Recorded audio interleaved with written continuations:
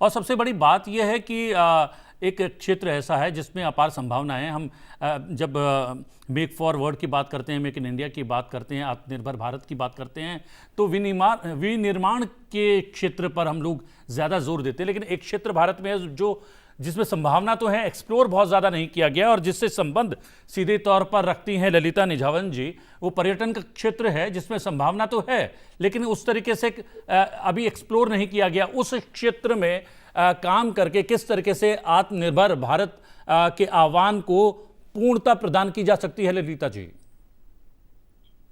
आपने मुझसे बहुत अच्छा प्रश्न पूछा है।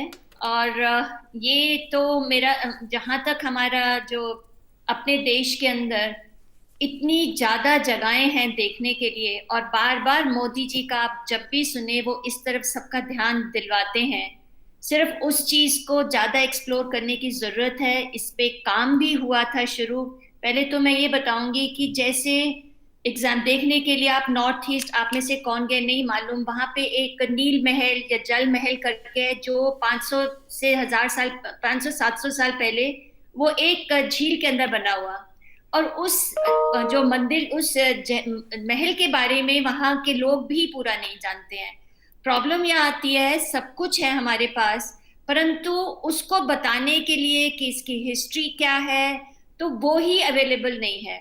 तो मैं ये समझती हूँ कि इस तरफ भी अगर हमारा ध्यान गया तो आपकी एक बहुत बड़ा टूरिज्म जो आपकी इंडिया के अंदर होने वाला है। आज हम में से कितने ही लोग बहुत ज्यादा बाहर जाने लग गए हैं।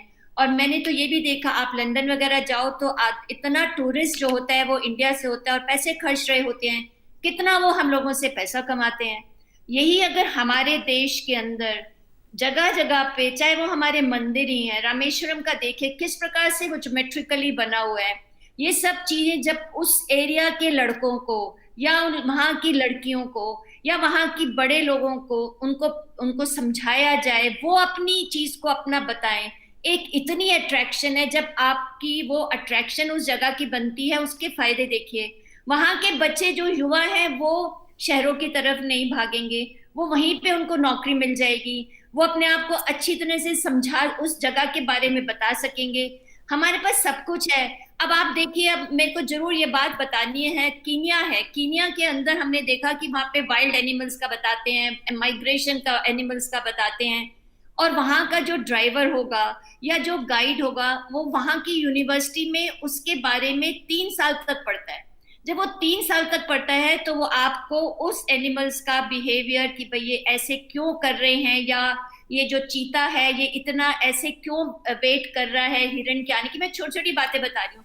यहाँ पे सब कुछ है। और मैंने ये सोचा अगर हमारे यूनिवर्सिटीज के अंदर भी ये एक एजुकेशन आ जाए कि आपके एरिया में क्या है, इसी को पहचान लो, उसकी हिस्ट्री ही समझ लो, उसके बारे में, उसके कारण कितनी डेवलपमेंट। अब आपका अयोध्या में राम मंदिर बनना है, आप वहां जाके देखिएगा कि सारे के सारे वहां पे प्लानिंग हो रही है कि जी यहाँ होटल्स बनेंगे, कितना कुछ आप उस टूरिज्म में बढ़ा सकते हैं। जी और ये हम सब कर सकते हैं, कोई जी मुश्किल नहीं है।